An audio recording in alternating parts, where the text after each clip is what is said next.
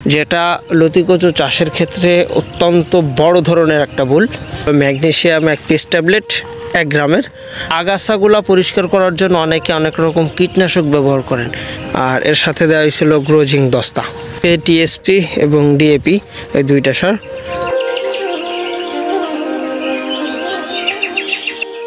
দেশ ও দেশের বাইরে থেকে যে বা যারা আমাদের আজকের ভিডিওটি দেখছেন সকলকে জানাই আন্তরিক শুভেচ্ছা ও অভিনন্দন।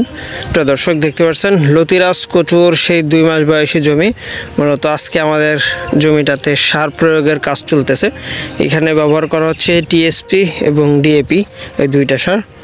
আর এখানে জায়গা আছে 18% জায়গার জন্য 3 কেজি করে আজকে ব্যবহার করা হচ্ছে। আর গত 1 সপ্তাহ আগে এখানে ব্যবহার করা হয়েছিল ম্যাগনেসিয়াম 1 পিস ট্যাবলেট 1 গ্রামের, আর এর সাথে দেওয়া হয়েছিল গ্রোজিং দস্তা। আপনি যদি এই সারের কম্বিনেশনটা ঠিক রাখতে পারেন আর যদি সঠিকভাবে পরিচর্যা করতে পারেন, তাহলে কিন্তু এইভাবে শুকনা জমিতেও আপনি লতিকচুর চাষ করতে পারেন। মাঝে মাঝে পানি দিয়ে শুধু আপনার গাছের গোড়াটা একটু নরম রাখার ব্যবস্থা করতে হবে। এই যে দেখেন, এখানে ম্যাক্সিমাম গাছের গোড়াতেই কিন্তু লতি আছে, আর ছোট ছোট লতি, যেটা প্রত্যেক সপ্তাহে মূলত কাটা হচ্ছে, যার কারণেই কিন্তু ছোট বড় লতি অলওয়েজ টাইম আছে আল্লাহর একটা অশেষ রহমতে। এই যে দেখেন, আর এরকম লতিরাজের চারাগুলা যদি কেউ সংগ্রহ করতে চান, অবশ্যই আমাদের ভিডিও স্ক্রিনে দেওয়া নম্বরে যোগাযোগের মাধ্যমে আপনি এই লতিরাজের চারাগুলা সংগ্রহ করতে পারবেন, যেটা সুন্দরবন কুরিয়ারের মাধ্যমে আমরা ডেলিভারি করি।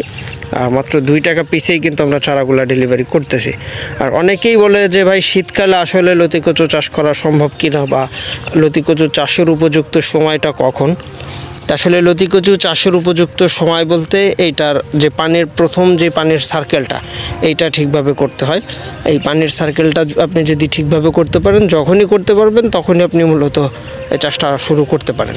এই যে দেখেন, প্রত্যেকটা গাছের গোড়াতে কিন্তু ছোট বড় লতির দেখা মিলতেছে।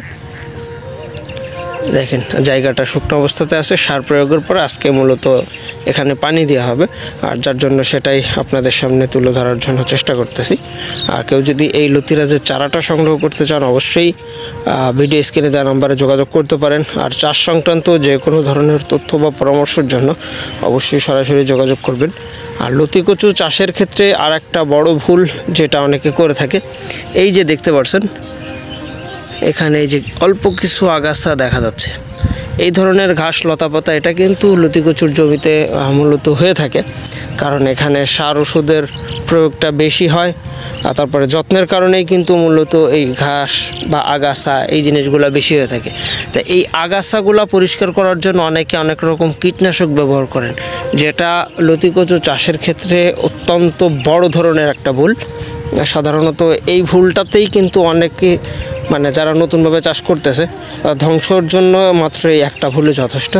যার কারণে অবশ্যই আপনারা এই বিষয়টা খেয়াল রাখবেন। এই যে দেখেন, অল্প যে আগাছাগুলো আছে এগুলো অবশ্যই আপনাকে নিজ হাতে পরিষ্কার করতে হবে। এটা কোনো প্রকার কীটনাশক দিয়ে পরিষ্কার করা যাবে না, তাহলে কিন্তু এই যে আপনার একটা গাছ থেকে যে 3টা-4টা করে লতি, এই ফলনটা আসবে না, এটা কমে যাবে।